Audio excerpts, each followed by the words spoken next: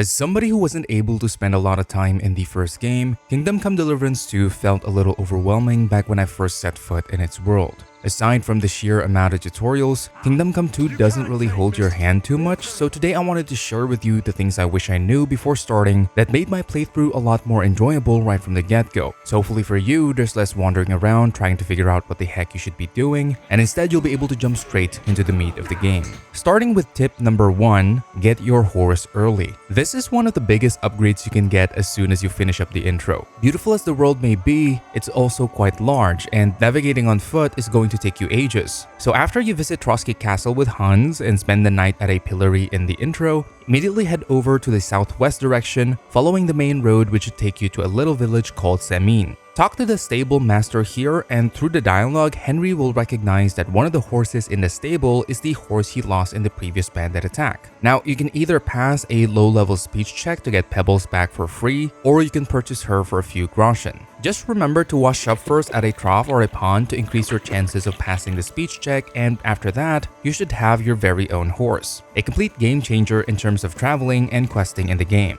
Number 2, get your dog companion as early as possible. If you're struggling with the combat in this game, then getting your dog companion early will be a literal lifesaver for you while you learn the sword fighting mechanics, because not only will you have a loyal companion by your side, but Mutt will actually help you out in combat by biting enemies, giving you the chance to get some really good hits in while they're distracted. You'll get the side quest to look for Mutt as soon as you get freed from the pillory. However, it's a bit of a goose chase, so in order to find his exact location, the easiest way is to head to Gamekeeper Vostatik's place and follow the questline there. The Gamekeeper's wife is going to task you with looking for him, and you'll have to rescue him from wolves, carry his drunk ass back to his camp, and then deal with a couple of poachers, but by the end of it, you will be able to ask him if he's seen your dog, and this will give you a quest marker to Mutt's exact location. Kill the wolves in the area, and finally Mutt will be unlocked as a sidekick. Just make sure to feed and pet him from time to time to raise his obedience levels, otherwise he's gonna leave and you're gonna have to wait until he comes back on his own to access his abilities again.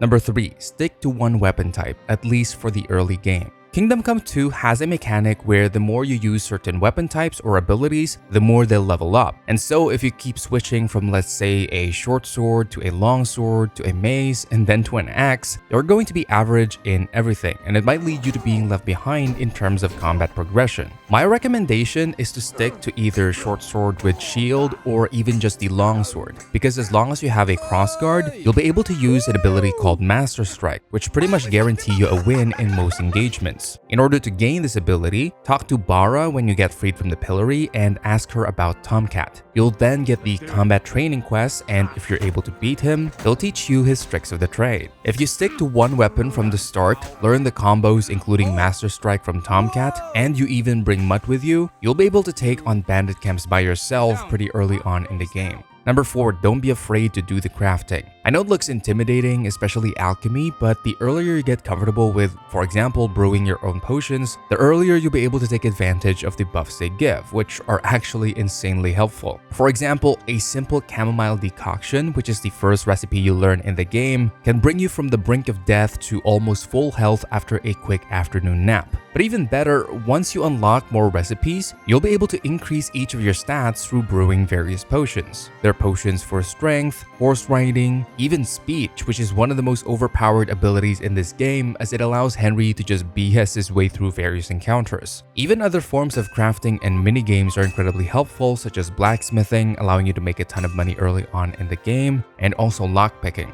I ignored that as I wasn't playing a thief, but even leveling up to being able to unlock medium locks will boost your progression in the game by a significant amount. Don't be afraid to try these out and figure out which ones you like doing best and start adding them to your routine. Number 5, don't ignore the bird's nest. As you go in your adventure, riding your horse around and doing tasks for the people in the world, you've probably come across hundreds of bird nests that most likely ended up ignored. After all, does a couple of eggs really warrant a pause in your journey? Well, early on in the game, it does, as it's one of the easiest ways to acquire not just food, but also groschen. Birds in Kingdom Come 2 tend to steal shiny stuff and put it in their nests, so sometimes these nests contain hundreds of groschens worth of loot and even tin badges, which is great if you enjoy betting on dice. Some people might still be wondering, is it worth the arrows? Luckily, you don't have to use arrows to shoot these nests down. You can actually just crouch with C on your keyboard and throw a rock at it with G. So literally, these nests are a free way to earn early game groschen.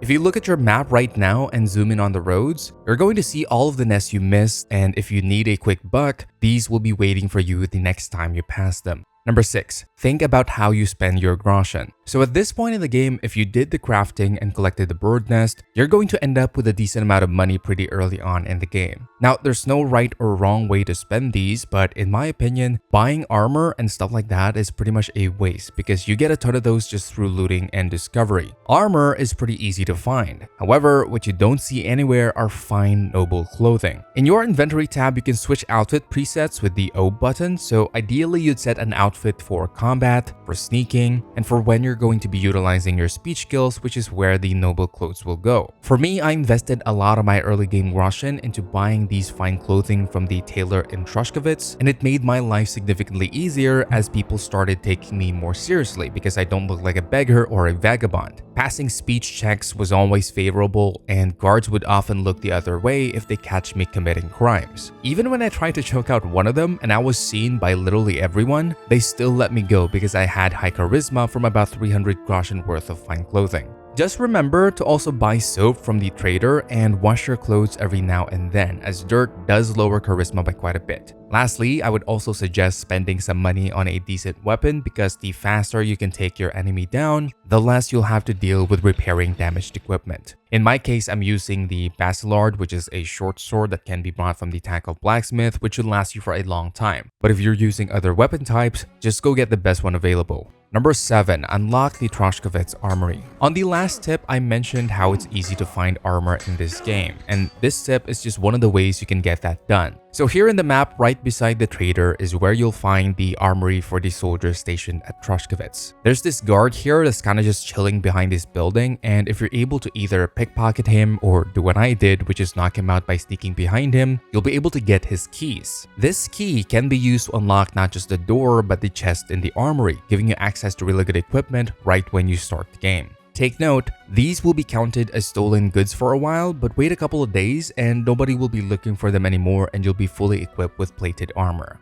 Number 8. Dry your food. If you're not yet aware, food goes bad in this game. You can hoard as much as you want, but if you don't eat them right away, they'll be wasted even if you put them in a chest. Which is why whenever you get food, either from animals, as a reward, or stealing, you should immediately head to either a smokehouse or a drying rack, both of which can be found in most villages. These will not only improve your food's nutritional value, but will also prolong their shelf life. Number 9. Stick with Pebbles as your main horse. This is going back to the earlier tip, but once you get your first horse, you're going to notice that she doesn't really have the best stats in the game. However, if you keep riding her for about 30 to 35 kilometers in-game, you will acquire the perk Good Old Pebbles, which will boost her stats and immediately make her one of the best horses you can get in the game. Now remember, fast traveling won't count. You'd have to actually ride her around the countryside in order to get this done, so my recommendation is just to avoid fast traveling early in the game until you get this perk. It's incredibly worth it. Number 10. Use the save and exit feature. In Kingdom Come 2, there's two main ways of saving. Either you sleep at a bed that you own or use a savior schnapp, which can be brewed through alchemy or brought from vendors. However, in the beginning of the game, you're not going to have a huge supply of these. So if you're out of savior schnapps and you think you're approaching a crucial moment like a big quest decision or entering combat, and the game hasn't autosaved in the past 30 minutes, don't be afraid to quit the game as it'll give you a free save slot which doesn't get overwritten. This has saved me so much time, especially on stream, every day at 6 AM EST right here on the channel, by the way, if you want to hang out.